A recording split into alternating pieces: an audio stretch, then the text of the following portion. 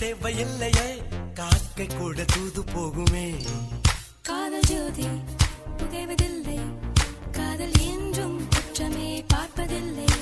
இதில் அற்பமானது எதுவும் இல்லை, இந்த நுட்பம் பொறுக்க புரியவில்லை.